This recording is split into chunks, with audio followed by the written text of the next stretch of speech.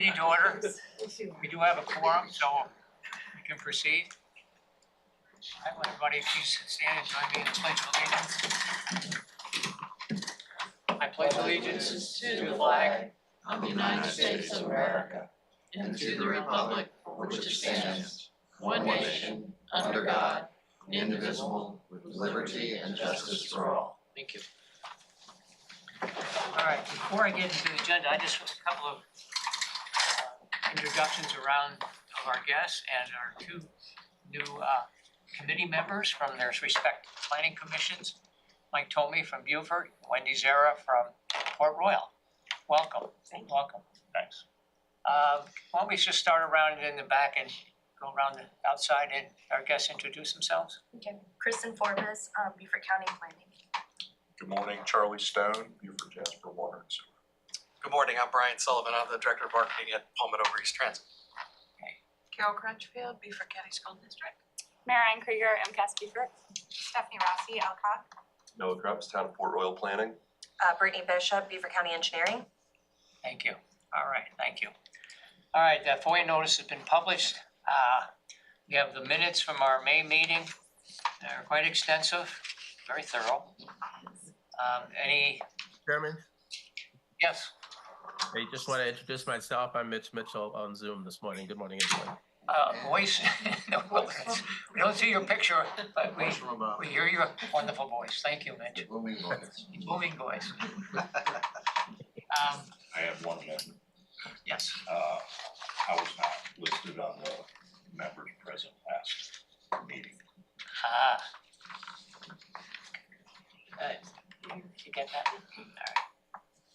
All right, we'll make with that correction. Are there any other amendments? Move accept as amended. Second? Second. All those in favor? Aye. Aye. Objections? I wasn't here, so I'm not voting. I understand. We I do. understand. Yes. I would be surprised if you had. Okay, this is the point where we have opportunity for citizen comments. Anybody make a comment not related to the agenda? Now's the time. Hearing none, we'll move forward to our new business and our presentation of Palmetto Breeze, an update of what's going on, what's planned and where they're going. By Brian Sullivan. Brian, Director of Marketing and Communications for Palmetto Breeze. Welcome. Good morning, good morning, good morning. Happy Friday. First of all, thank you very much. I want to send some apologies. Mary Lou Elmore, I used to work with a woman named Mary Lou Elmore, and I keep saying her name. Mary Lou Franzoni, who I've worked with for 6 years. Our executive director was feeling a little ill this week, so she sends her apologies that she can update. But hopefully I'll be a worthy substitute. And Stephanie's here to kind of back me up a little bit because I might mess something up. Anyway, my name is Brian Sullivan. I'm Director of Marketing and Communications. I've been with LRTA Palmetto Breeze for really 6 years. The first 2 years I was a marketing consultant when we started the trolley service on Hilton Head. And then January 2020, right before the pandemic, became a full-time employee with it. It was a new position as the agency was growing. They created my position and I was lucky enough and fortunate enough to get it. And I'm very happy. I love my job. I always throw that in because you don't always hear that all the time right now. So anyway, we're really happy to be here. This is my first time here. So forgive me if I have something misunderstood or whatever. Feel free to correct me and feel free to interrupt. I actually do better in a conversational style anyway. So next slide. So for those who may not be familiar with Palmetto Breeze Transit, we are the Low Country Regional Transportation Authority legally, the LRTA. We are the designated recipient of federal and state funds for the 5-county Low Country region, which includes Allendale, Beaufort, Colleton, Jasper, and Hampton counties. So you can see we have a pretty spread out service area. The vast majority of that is what we call rural service for our commuters.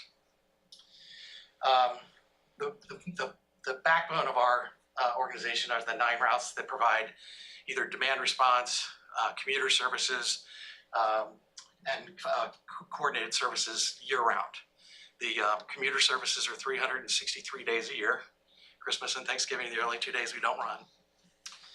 A lot of the service is Monday through Friday, year-round. And then we have seasonal service on Hilton Head. Next slide. So this is the system map. It's in the brochures I brought here. Feel free to take those and look at those. This is from 2020, and remarkably, it's not really all that out of date. We are due for an update because it's 4 years now. But for the most part, you kind of see, you get a real good picture of what the system is really meant to do. It's basically bringing commuters from the more rural areas into Beaufort, Port Royal, Bluffton, and of course Hilton Head. As you can see, that's where the vast majority of the commuters go, is Hilton Head. So obviously everything zeroes in on Beaufort County, right? That's clearly the focus. Our other 4 counties, although Jasper's growing for population and everything else, the other 4 counties to understand that's the destination, essentially, if you were to boil it down. Next slide. We always throw this in here, especially this time of year. We are also, we work with the EOCs for Beaufort and Jasper, and we keep an evacuation registry. It's on every page of our website, right at the top. You click the link. We've gotten a ton of new registries this year, so we do evacuation. So what we prefer is for folks who think they may need assistance in Beaufort or Jasper only, that they register in advance, so we have them in our database, so that when there is an evacuation, we know who we're supposed to pick up. So we literally call out to them and ask if they need help, because they may or may not. So basically, we ask folks to spread the word, because if you know a loved one or family member who might need evacuation assistance, transportation, get them on the list. If they don't need it, great. Matthew was the last time we had to do a big evacuation, but we were prepared for a few since then. So we basically shift into a whole different mode when there's an evacuation of any kind, obviously usually a hurricane. Next slide.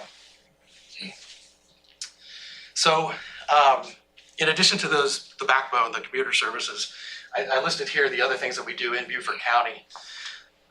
The breeze trolleys, it's kind of my baby. It's where I came from. I got it brought down here basically to market and develop that product for LRTA. So that is in its 7th season on Hilton Head. It's obviously meant to relieve congestion during the high season. It runs from April to September. We always launch right before the Heritage, and then we close the season down at Labor Day. So there are those on the island who wish it were year-round. If it were up to me, it would be. But funding, drivers, maintenance, vehicles, all those things are limiting factors. But very popular service. The ridership's very high. Bluffton Breeze is a fairly new service, and it is not as successful. The Bluffton Breeze is a Monday through Friday, 8:30 to 5:30, circulating fixed route service.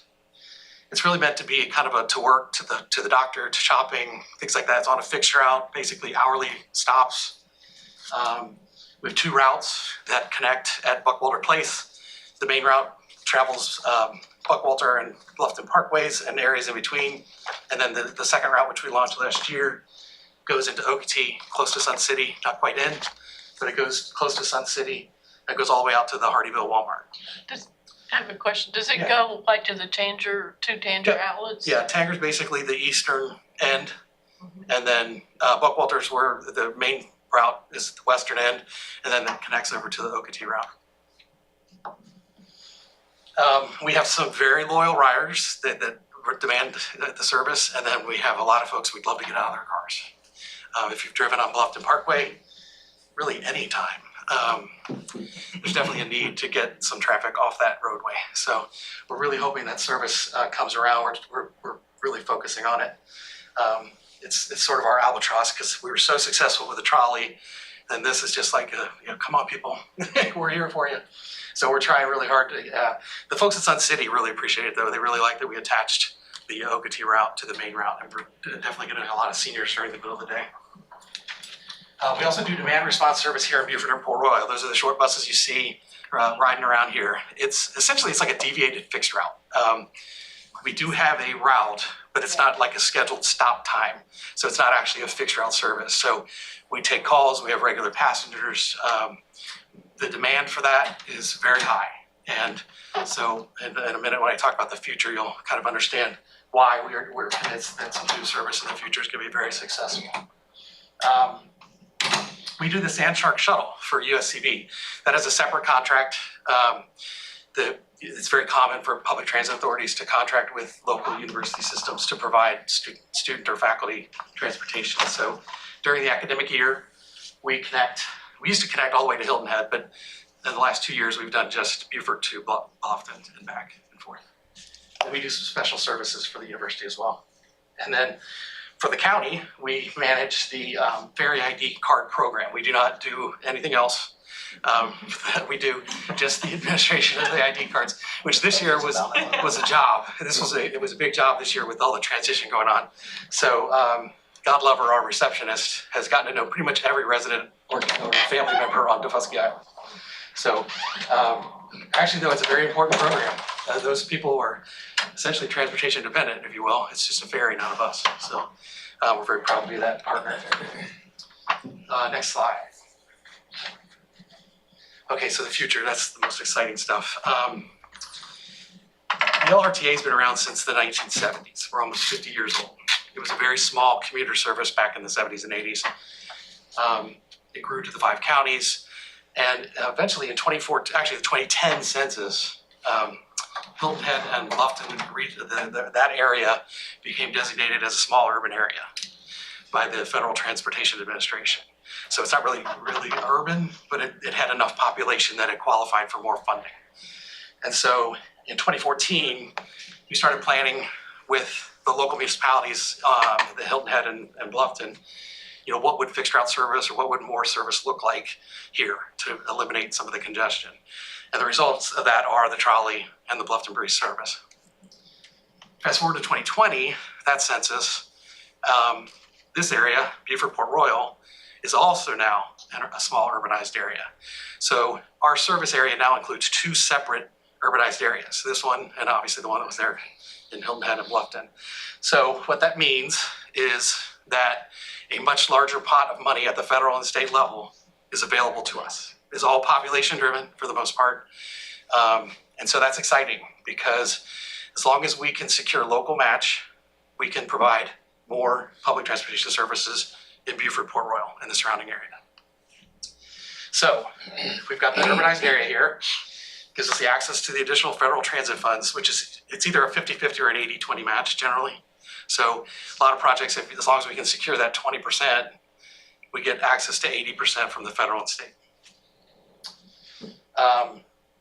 Working with LCOG, Stephanie and her group, we are working on what we call the North of the Broad, the North of the Broad transit plan that's under development.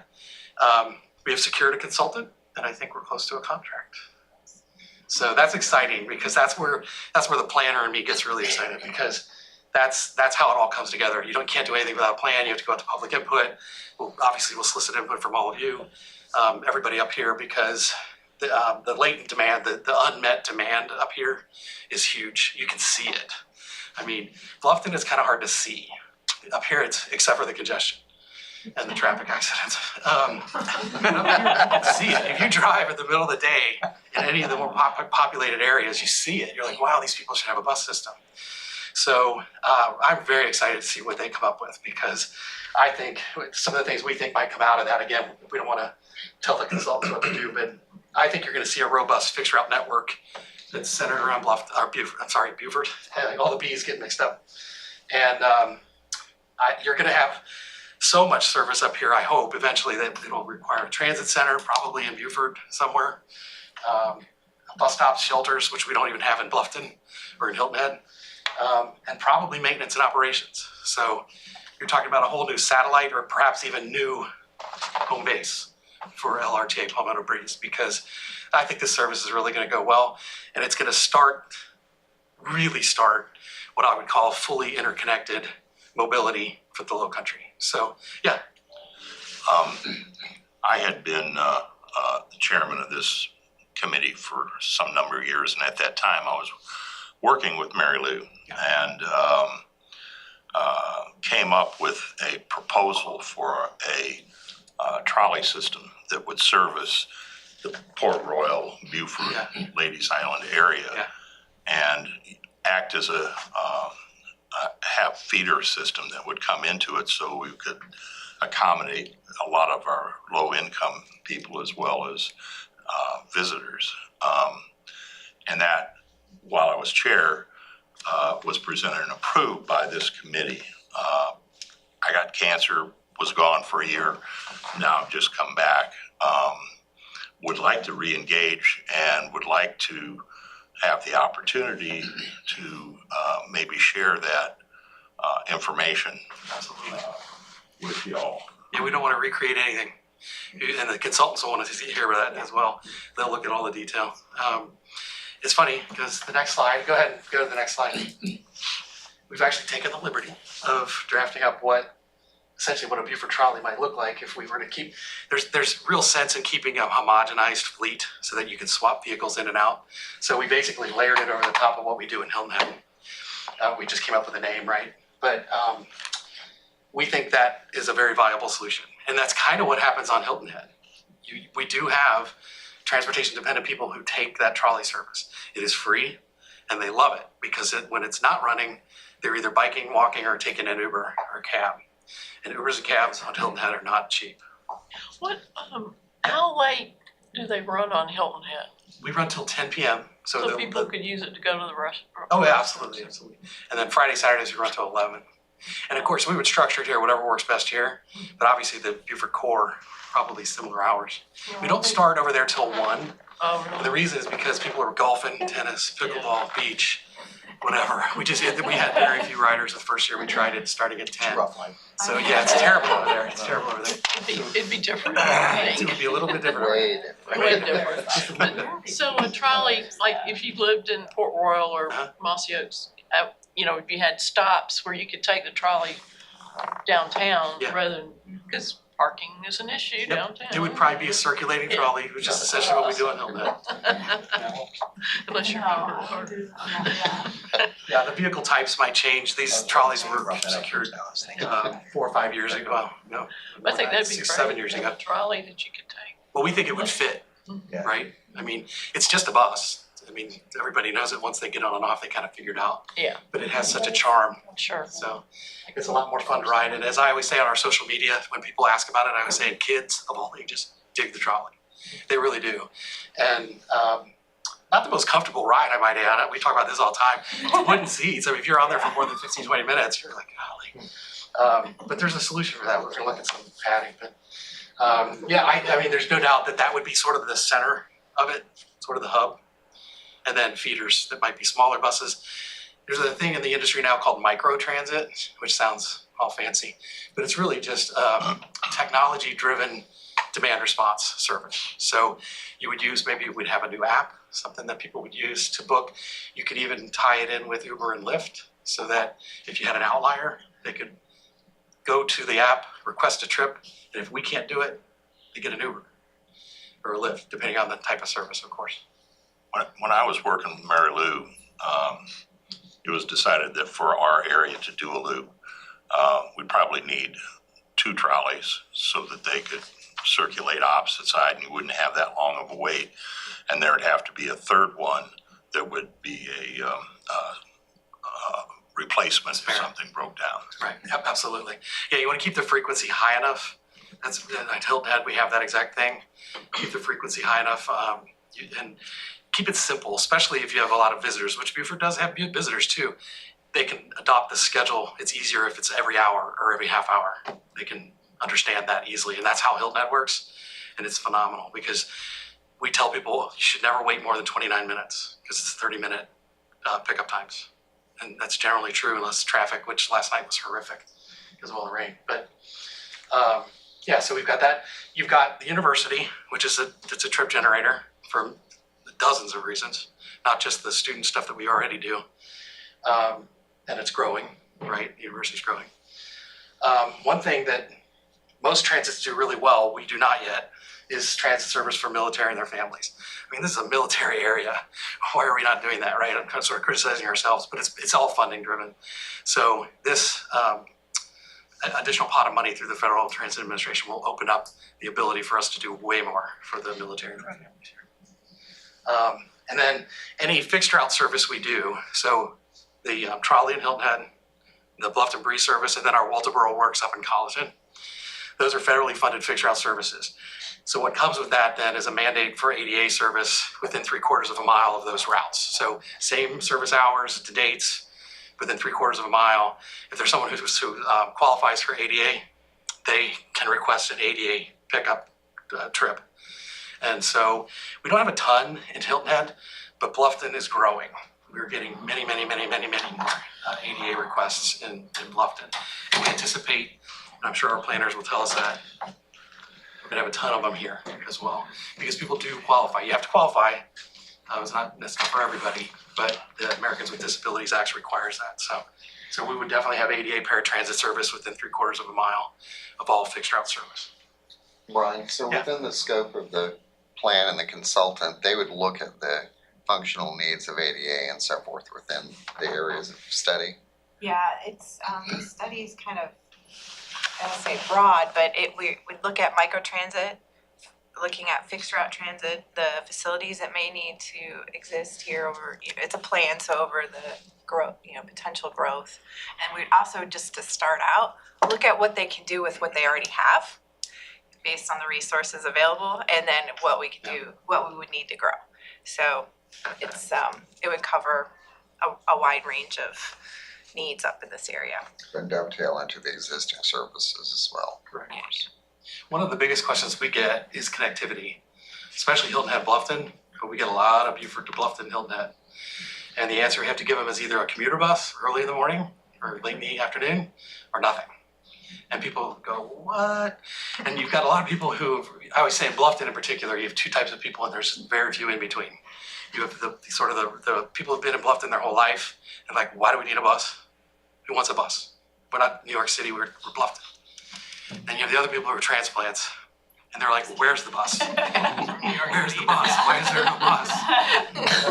And we convert those people really quick. But yeah, I mean, the new Riverside area down there is exploding. I drive through there, I'm like, oh my gosh, there's something new every day. We get that request all the time. I mean, we're just not there yet. So, those things will come. But I think if you had an interconnected system where you can connect easily on a public transportation alternative between Beaufort, Bluffton, and Hilton Head, it's incredibly viable. I think incredibly viable for residents and visitors. Brian, the study that you mentioned earlier, you talked about studying around Beaufort and Port Royal. Is that just limited to the Port Royal Island portions, or is it Ladies Island too? Because what we're really interested in is reducing the amount of trips back and forth. Yes, it'll look at the whole area. Okay, good. It'll look at the whole area. And if St. Helena? It will, because that's part of the SMS. It's all, from the census standpoint, it's the greater northern Beaufort County that was the created urban area. So even what we refer to as very rural are part of that urban area per the census. Okay. They'll look at everything, because they'll do a broader, I think that's what Stephanie was saying, it'll be a little bit broader, they'll look at the whole area. Like the study that did Bluffton Hilton had with the AECOM several years ago, it had all sorts of, it even talked about going to the Savannah airport, like getting an intergovernmental agreement to do a run to and from the airport. Like who can get that? 4 times less. We kind of threw that over here. Anyway, the possibilities are huge. This is and the public outreach for this study has to be really good, and I can't wait, because we're going to get so much great input. The funding is the hard part, and so what we're doing, our director of finance, she is fast and furious requesting grant money. It doesn't mean we have to spend the grant money. We have several years in most cases to use that money from the Federal Transit Administration. So in fact, we were talking about yesterday, certain things, and she said, well, what would we use that for? And I said, we don't know, it's kind of blue sky. We're sitting there looking at it going, well, we're gonna need a facility. We're gonna need buses. Some of the buses have an 18-month lead time. So if you wanna do something by 2026, you should be ordering a bus now. In some cases, not all, but in some cases. So, and it's a specialty vehicle like that, definitely 18 months. I think it took 2 years, originally, for that. And then during COVID, it was horrific. But this is compatible with our strategic plan in the city, and I can tell you, we will help push by any means necessary the information out to get participation in the study. So. Yeah, we're banking on it. That's how it worked in Hilton Head. It was funny because before I got involved, the urban area was both Hilton Head and Bluffton. And so they were kind of pitted against each other unofficially, right? You were like, who's going to come to the table first Well, Hilton Head had already done the circle to circle study, the town did. And so they had that piece of planning done. And in that planning, it said, you should do a railroad tire trolley on Pope Avenue, basically was sort of the initial thought. And so then heads got together and that popped to the top. Bluffton had talked about doing a circulating trolley in Old Town. They disappeared. They walked away from the table, it didn't happen. And so at one point we thought Bluffton was gonna be first, and then Hilton Head kind of came to the table and agreed to be the local match, and that's how that service came about. They also had looked at doing it themselves, because cities and towns can do that if they want, but they don't have access to the money. So they looked at it themselves, they knew what they wanted, and went, oh, whoa, those are $400,000 vehicles, and where are we gonna maintain them, and all this other stuff. So it was way quicker and easier to work with the transit authority. That's like kind of in a nutshell, it's not all the detail, but. I did include, on the next slide, is when I think I start. Okay, so I left our budget numbers in here. I don't know if you want to talk budget numbers or not, but I left them in here in case you did. This is our revenue projections for 2025, which is a little bit of a wild ass, you know what, because the federal grants have not been totally determined yet. So we ran forward with what we had for 2024. So this is all subject to change. But in order to get budgets together and then go out to the 5 counties and the two municipalities that help with the local match, we had to get a number, right? So that's the total, and this is just our rural service, by the way, mostly that commuter service. And then the next slide, Libby, has, oh, and by the way, I'm gonna apologize. I always tell people in my office, I'm words and pictures, you're the numbers. I know the numbers, but you guys speak to the numbers way better than I do. So bear with me if I make a mistake. So we talked about how the population drives, especially the urban share of the local match. You can kind of see how things have changed. Hilton Head's lost a lot of population going into 2025. So Town of Bluffton's up more, and then obviously Beaufort County's up more. And that's just based on the population divide in the urban area. Obviously that'll change with a new urban area, because we haven't started incorporating how that all shakes out. What's the date of the numbers on the left? I think it's 2022 or 23. It hadn't changed. So our new finance director said, we need to look at that, because we knew it had changed, everybody knew. So unfortunately, in a sense, it was to the benefit of Hilton Head because they had less of a local match. Kind of weird, but it brought Bluffton more to the table. Next slide. This is our urban revenue summary. As you can see, fares, tiny number. It's not a lot. The trolley service on Hilton Head's free, no fares. The Bluffton service is free until the end of September, and assuming our board approves going to a fare, it'll be $1 a trip. So those fares are almost entirely the circulating service you see here and the commuter service that we do. And then you see the federal grants and all the local match. We'll talk about the local match here in a second. Next slide. So this is the breakdown of ridership by county, and then we have the town of Hilton Head in there because that is essentially the trolley service, so we break that out separately. But you can see Beaufort County is the vast majority of ridership. 53%, 66% of the population. Next slide. Rural funding. Beaufort County is the biggest partner for rural funding, so we break them out separately, and then we combine all the other local partners. So of the 5 counties and 2 municipalities, Beaufort County is by far the largest for the rural funding. Then you kind of see the state and federal share. Again, this money disappears if you don't do it through the Regional Transportation Authority. Next slide. I like this chart. It really kind of shows the growth of population in Beaufort County. Beaufort's the red, and you can kind of see how things have changed. It dipped down for some reason between 22 and 23, but not much. And you can see how it's just grown. It's all those people coming down. Next slide. So this was our budget request, and I think the budget has not been approved yet unless I missed something. But our request was included in the budget.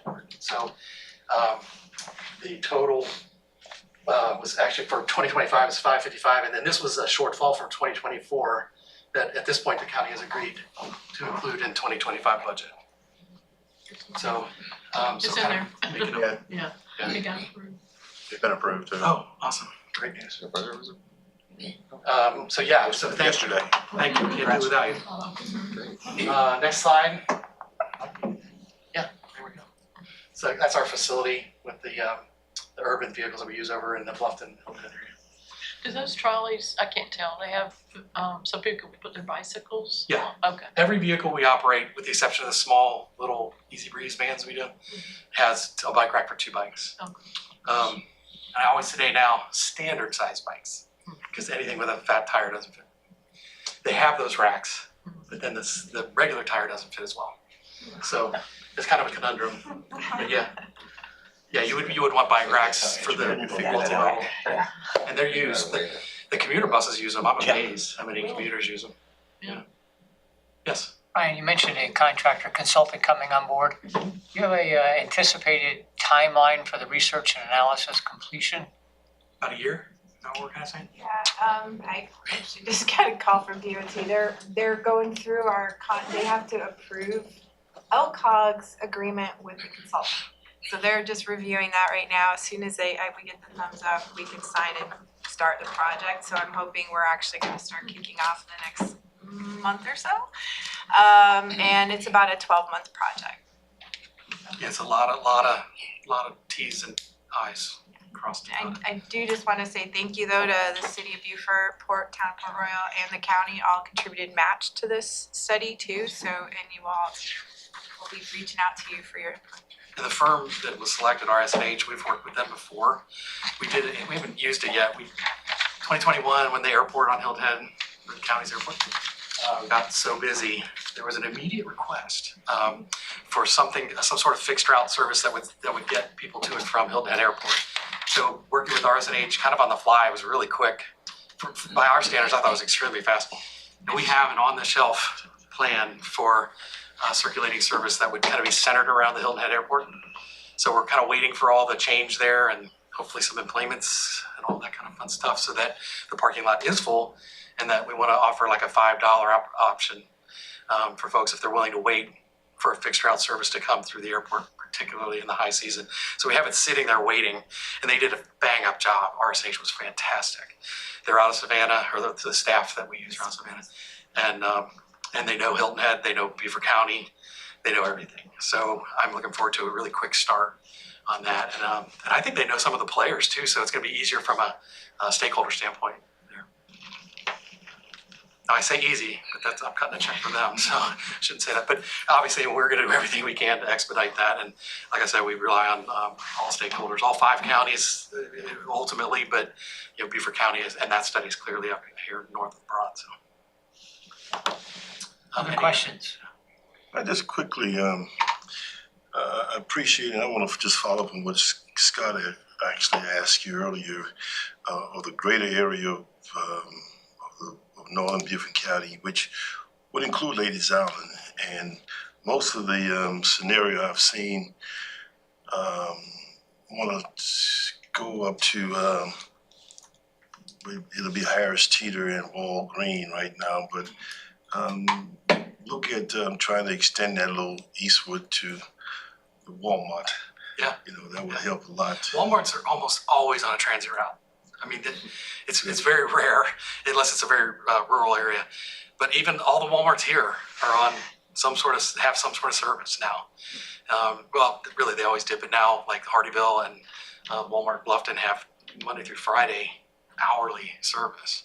So the Hilton Head Bluffton Chamber is trying to work with their members to basically try some pilot programs for essentially like an express commuter service, probably from the Hardyville Walmart Supercenter. And I love that. I love that kind of thing, because then now it's quicker, right? Because our commuter service takes a while to get to and from. I mean, some of those folks from way out there, they ride for 2 hours each way. So if you could find a way to get some of those folks to the island quicker, to the jobs, The passengers are fascinating to talk to. And again, the consultant will try to talk to as many potential passengers as they can because they want to know if this is going to be successful or not. And that kind of input is exactly what we need. Exactly, because it's your area, right? Way better than we do in the consultant. So that's where the public outreach is going to be critical for this. The other thing I'll throw in too, most transit authorities, larger ones across the country, have what we call dedicated funding. Maybe you've heard this before. We do not. And so every year we go, as we say it, hat in hand to all 5 counties and 2 municipalities, give them those numbers and hope they pay. You guys are going to be great. Town of Hilton and Town of Bluffton are really great. The other counties, not always, they're going to be consistent. And so the year goes by and we've only gotten half of what they committed to pay. The sales tax referendum includes what they call mass transit to the tune of 80 million over 10 years. A big chunk of that would go to the LRTA and would serve as local match.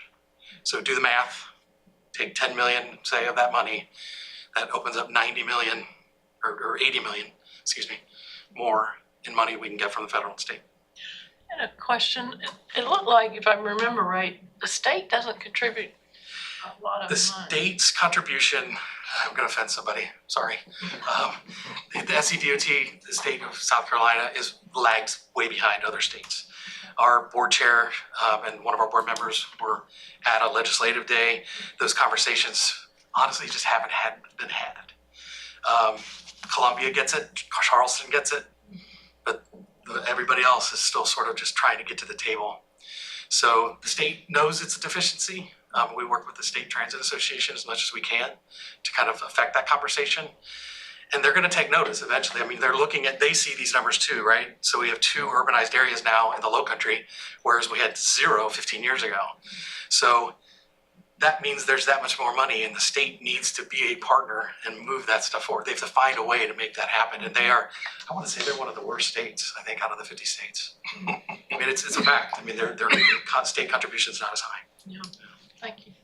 Do riders' fares offset the municipalities in any way? No, honestly, no. We do budget for fares, of course, but our fare retention is very low. And as I always tell people, any of our services, whether there's a fare or not, we're more about the butt in the seat. A safe ride, a convenient ride, and a passenger count.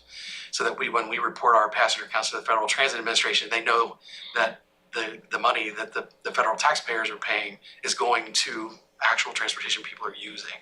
So we worry less about the fare. Do we wish we could do more with fares? Of course, everybody would like to do that. We haven't had a fare increase since 2014, 15. Do you offer a frequent rider discount? We do. We have a mobile app. We actually just changed mobile apps. It's a thing called Token Transit. But you can buy passes otherwise as well. And so we have weekly and monthly passes for anything that has a fare. That's actually, I haven't got a large amount of calls on this, but folks that are on a fixed income or elderly, is there anything we can do to work with them to get maybe a yearly pass for them or something to calculate? Anything's possible. In fact, the consultant will be looking at that too, because they're building budgets as well, estimated budgets, and obviously they'll make some fares into that. It's going to depend on right now, we do not have a population that has a fare that would qualify for that. That probably changes when we get into something more robust up here. And just to follow up on Alice's question regarding the state involvement, is our legislative delegation familiar with where you're going with this and their planning? Oh, absolutely. Tom Davis is a huge supporter, first of all. And so we can't complain too much about our representation. It's just the appetite of the state to fund it. Comet, the service in Columbia, has a penny sales tax, so they have a dedicated funding source. And it's a pretty populous area. So it would be very similar to what would happen here. So it's Richland County, but Comet Services goes beyond Richland County. But that Richland County penny tax, it's only for transit. Now, we're not asking for that, but we'd love it. Anyway, I mean, we love the sales referendum plan. I think it's great. And it's the first time that public transportation has really been wholeheartedly included in anything. Jasper County has a referendum as well, but it's all roads. All right. No further questions. Thank you for your Thank you, appreciate it. presentation. A lot of good news. We look forward to your updates and the Yeah, news to absolutely. follow. Absolutely. Okay, the next up is an update on the 2024 transportation sales and use tax. Brittany is here to give us an update of the latest. Yes, thank you. Welcome. Welcome, thank you for having me again. Okay, so on Monday, Beaufort County Council passed the third and final reading of a proposed 2024 sales tax to be on ballot this November. We have been working a lot with the constituents and our council and staff in order to come up with this alternative. Originally, it was a 15-year alternative at 1.625 billion. What we've heard from the citizens of the county was that that was too long and too much. So there were other alternatives that we're taking a look at. A 12-year sales tax would have generated 1.2 billion. A 10-year sales tax would have generated 950 million, and an 8-year sales tax would generate 725 million. So with the 10-year sales tax program, the first priority of the whole entire program is to ensure that the 2018 sales tax program is fully funded. So there is currently a deficit on the US 278 corridor for 190 million. With the talk with SEDOT and county representation, if we can come in with some additional funds, then SEDOT and the SIB would also look at matching those funds with additional funds on their end. The Ladies Island Corridor projects is a $40 million deficit with today's current estimations. With the inflation that we have been seeing over the years, we've increased that up to 60 million just to make sure that we have cost for any additional costs for that program, which was 9 projects on Ladies Island. The sidewalks and multi-use pathway, we estimate about $3 million in deficit right now for all 24. We're currently actively working on 15 of those. 3 have been completed. One's currently in construction as we speak. So we're hoping that we can fill that program there. With green belts, just like with the green space referendum, our environment is something that is very sensitive to our community. So we are looking to fund 50 million out of green belts for that. Mass transit, as you spoke to that, Brian, mass transit can include our bus and trolley services, our airport services, and our ferry services. So $80 million towards that. The Triangle Project, which is a little actual triangle, 170 from Argent to 278, 278 from 170 to Argent, and then Argent Boulevard. It's what the engineers deemed the triangle, very creative. And that is looking at $120 million. That is not going to be the full cost of the projects. None of these costs for the remainder of the referendum is going to be able to be the total cost of the project, but we need funds as the county in order to leverage grant funding and opportunities from both the state and federal levels. Rebo Road improvements, we're currently working on a study right now to be finalized. This is to fund some of the improvements that are along that route from the Bell Bridge down to Boundary Street. The SC 46 improvements, we're currently working on a traffic study from the roundabout to Burnt Church Road. We are also, not Burnt Church, I apologize, to Buckwalter Parkway. So there are several alternatives for different intersection improvements along that corridor, along with the widening from the roundabout to the Jasper County line. And as you spoke earlier with Jasper County having their penny also, they're looking at doing improvements on their side of 46 up to 315. Safety and traffic flow, this one has $100 million, and this is because of a couple different reasons. One, we don't know every single safety issue that is out there in the county right now. We're currently doing some studies with LCOG for a safety action plan. Safety action plan, where we'll be able to identify some of those for today's demands and for future within the 10-year program. Dirt road paving and road resurfacing, those have been combined. Dirt road paving is very, very important, especially to north of the Broad, as that's where the majority of our dirt roads are. And then road resurfacing is throughout the whole entire county for your state maintained, your county maintained, and your municipality maintained roads. The pathway projects, we've got the Beaufort County Connects plan that was adopted, I believe, in 2022. As soon as we are complete with the 2018-24 projects, we'll be using that plan in order to implement the rest of the projects. For municipality, we've got each one of them at $30 million. Hilton Head, inside of the ordinance that has been drafted, that is to ensure that we include Sea Pine Circle. for Bluffton, there's an insurance that we are not including Bluffton Parkway 5B. And for north of the Broad, the stipulation is $10 million to go towards the city of Beaufort, $10 million to go towards Port Royal, and then $10 million in unincorporated areas north of the Broad. Resiliency and emergency evacuation projects, $55 million. These are gonna be your main routes and also low-lying corridors throughout the county. There are many causeways that are below grade and see significant flooding, especially during major tidal events and rain. So that is a funding source that we'll be able to use in order to fix those problems. This referendum has been recommended that we have a committee oversight. So we will be working in the next few months to have, yes, thank you, to have a volunteer group, one that is not, does not have members that are elected officials or staff from the local entities in order to participate.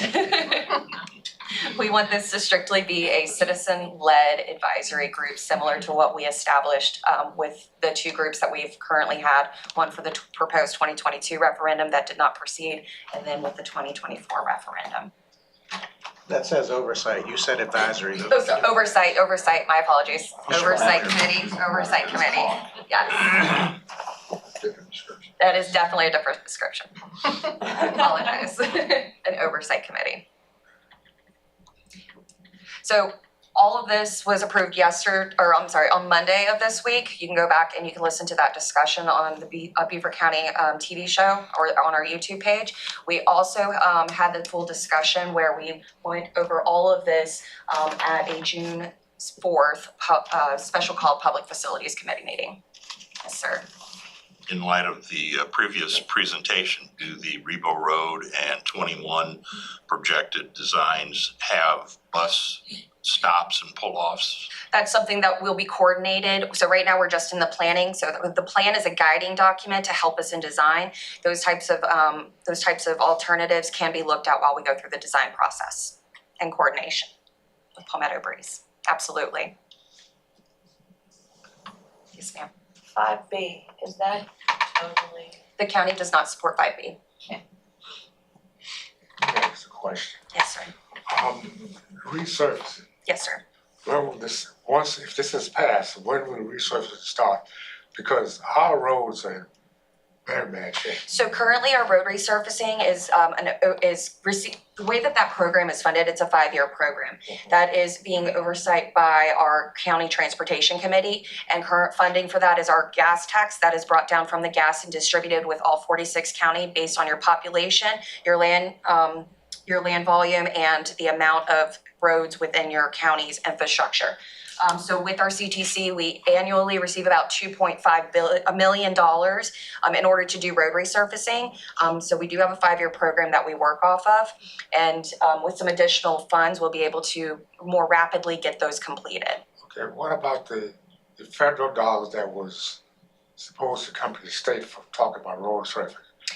Yes, so we have been receiving, the last 2 years, we received one-time non-recurring funding, and those are being used towards our 5-year programs as well. And then once we are through going towards maybe the last 2 years of our 5-year program, we do a reevaluation of our road network, and then we make suggestions for the next 5 years. So, and the same thing with dirt road paving. We also have a 5-year dirt road paving program, but with the money that we have from local funds, we are only able to put out one project or one advertisement per year, and that includes somewhere between 3 and 4 dirt roads a year. So that funding source will allow us to expedite those 2 programs that are already established. In the past, the county has reached out to the municipalities and with reference to needs assessment and priorities, and that's going to continue. That is going to continue, yes, sir. And all that is provided through the Beaufort County Transportation Committee. Other questions? Yeah, actually, do we have a website for this yet? We do. I was going to speak. Yes, correct. I apologize. I did speak with Sarah. So all of this information is at BeaufortCountyPenny.com. That is going to be the homepage for our current 2018 penny and all future pennies that are adopted. So Libby, if you would go back to the second tab for me, and then just click on the home real fast. So this is just the front view of our website. All of the information that's currently happening, any public meetings, any things that we have accomplished, our major highlights are shown here with this rotating. If you click on referendums, this is gonna show you all of our TST programs. So the one that we are currently proposing is here, and if you'll scroll down for me. As you'll see historically in Beaufort County, so we're proposing for 2024, keep going. The current one we're working on is 18. So before 18, the last one that we had was 2006. And then the number one was, I believe, 1998. So all of that information is here. Our current projects we are working on is only strictly the 2018 projects. That is all that we have. In our meetings tab, this is all of the prior meetings that we have held publicly. All of the information and materials are still posted on the website. And then in our resource tab, we are still working on getting monthly reports up to date. When COVID hit, things kind of shaked us up. We are still working on getting this section up to date, but all of the 2024 proposed referendum items are there, starting with the memo from our sales tax committee, the information handout that we've used at prior public meetings, the original proposed, and the presentation along with today's modified. It is all there. And then for the 2018 referendum, we've got the ordinance ballot question, and any other resolutions that have been adopted by our county council. We have the state treasurer's report, so every time that we have received our quarterly money, we have kept that completely up to date. There's a map that also shows where all the projects are located, and then any studies that we have completed as a part of any of the referendums. So there's a ton of information on here. You can also sign up for our newsletter. It's I believe down at the bottom of every page. Oh, maybe not, I lied. Let's go homepage. Is anyone doing a press release on this website after the passing of the referendum?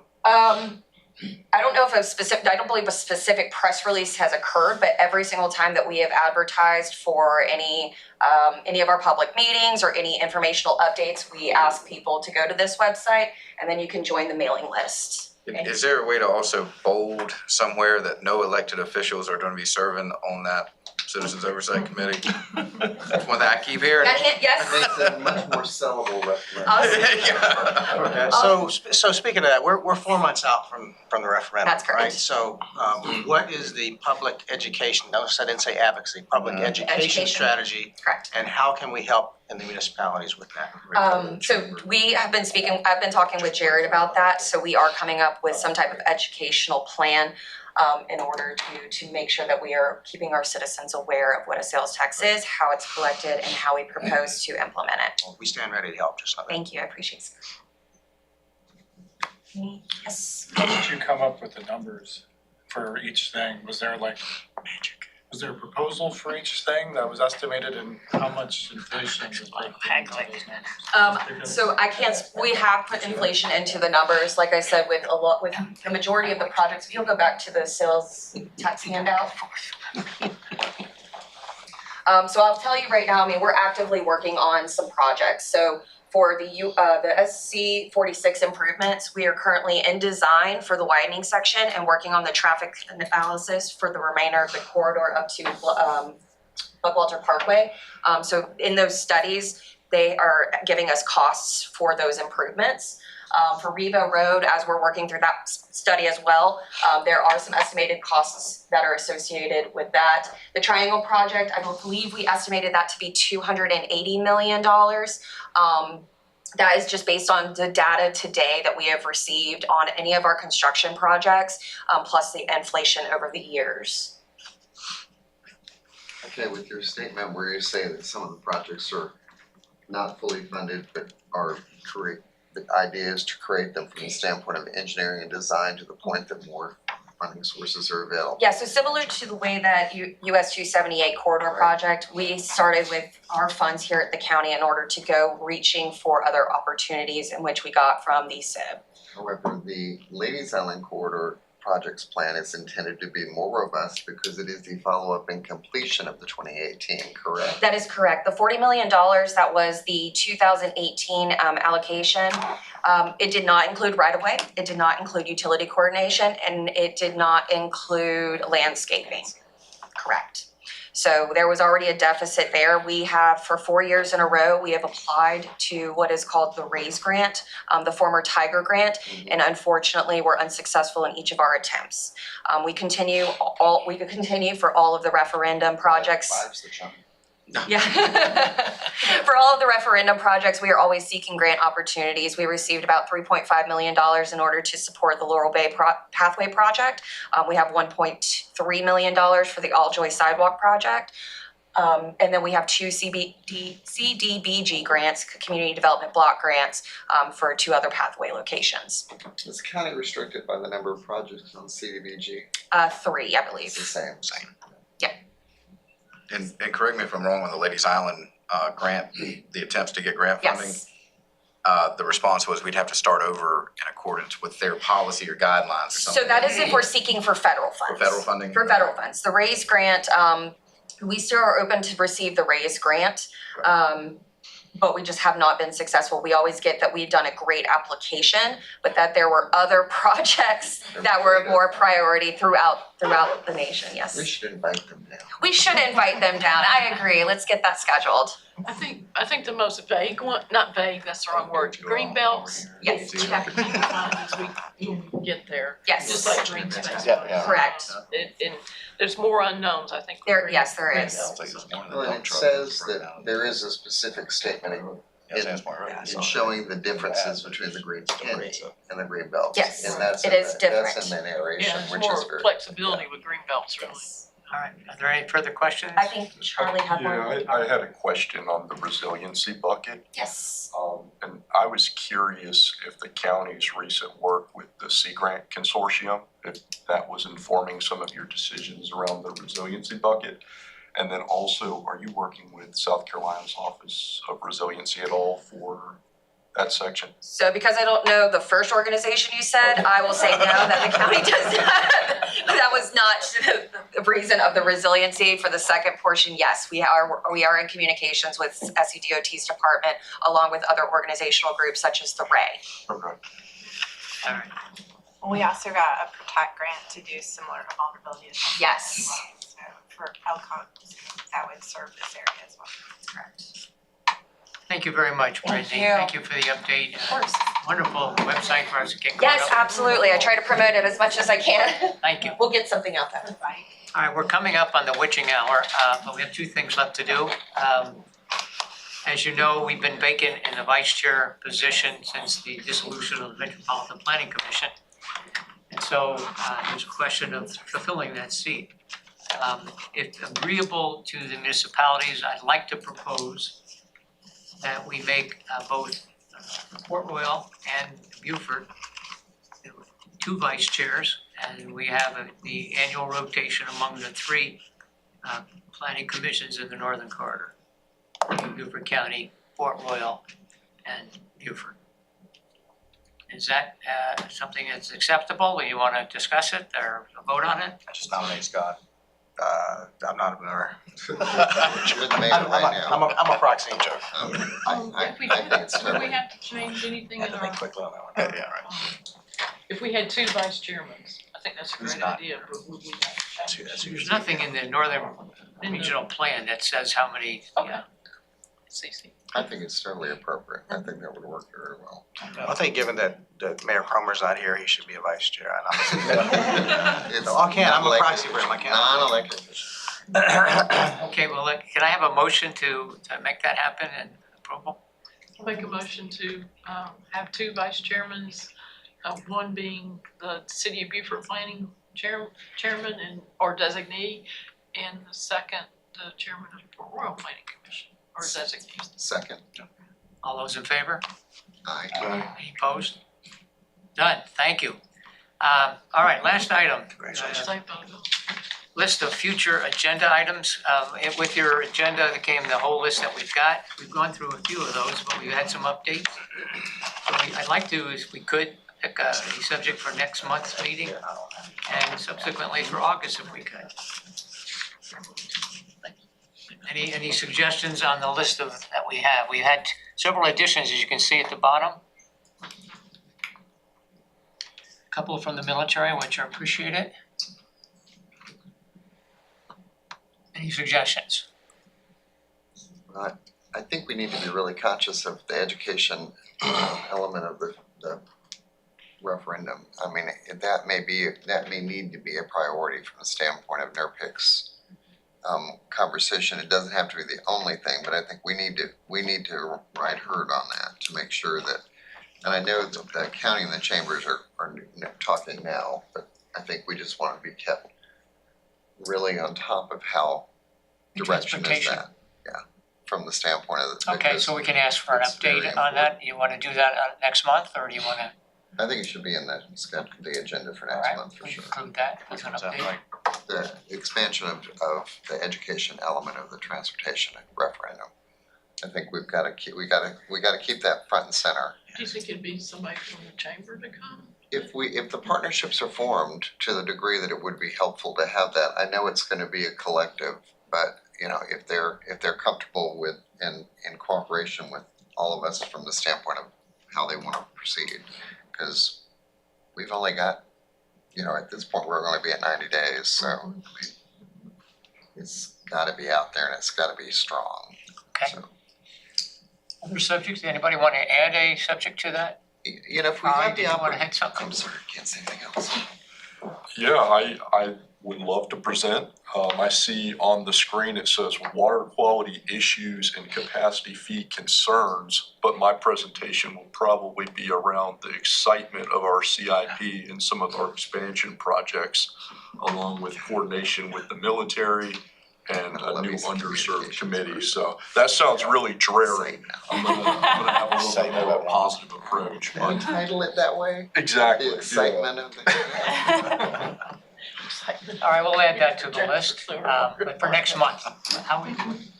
It's not what you say, it's how you say it, right, Charlie? The excitement, make sure the excitement is in the agenda. Excitement, not dreary. I don't think we'd have any other time.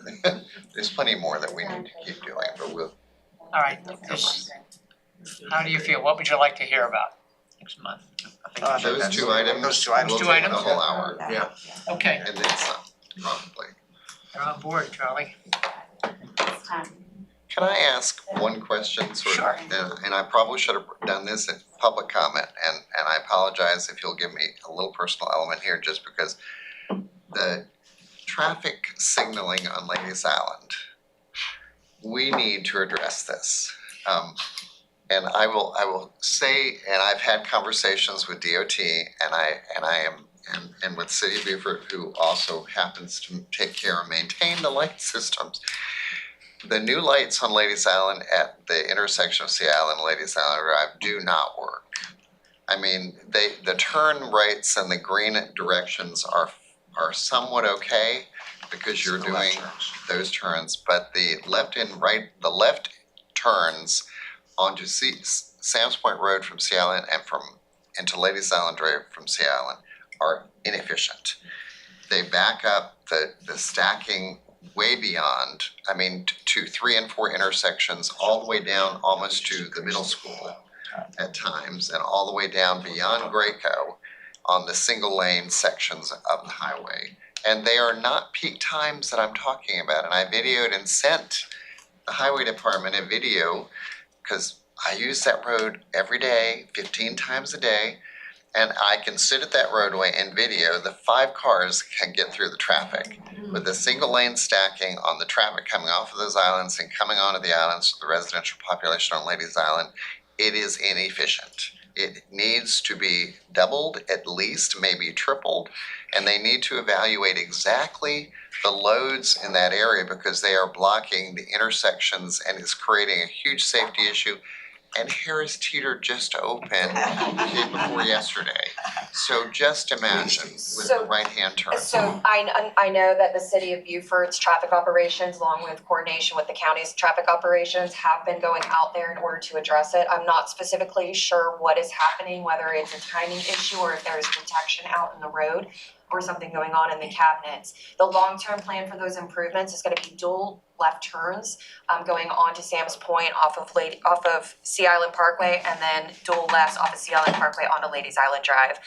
That project, once again, is in development. We've asked for some design exceptions, just to include, instead of concrete median, landscaped medians, just from public comment that we have heard over the time. But the idea for the referendum, on Ladies Island was that we worked on the access road. We're working on them all at the same time, but getting the access roads completed first, that way when we come in with that mainline corridor, that there is relief for people to continue to travel throughout the area. And I totally agree with all of that. Yes. But this is a short-term fix that will be safe if they will just be more receptive to, and I'm not pushing this on you, Brittany, No, I no, know that, but I mean, I can talk with but Nate and Thomas and see. really need to address it because it is Thank you. before, my videos were before Harris Teeter even opened, grand opening or anything.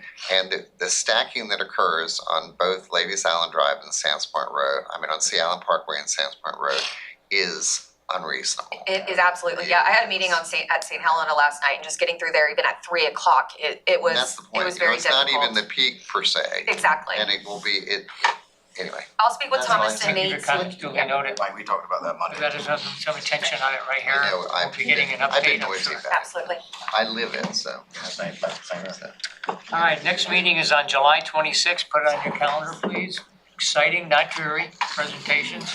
And if there's no further, yes. I have one thing, so Yes, the Mary. South Carolina Department of Veterans Affairs Military Enhancement Fund grant is, I think, gonna have about $5 million in it. So their next application deadline is September 1st, so I can send information about that. Please, Basically, any yeah. project that could help military quality of life or enhance. That would include the Yeah, roadways if on you have Ladies something, we can send something out. We Island. On Ladies Island? Thank you. How much? Is that a 20%? All right, any further comments? The master plan. All right, if not, without objection, the meeting is adjourned. Oh, we did, okay.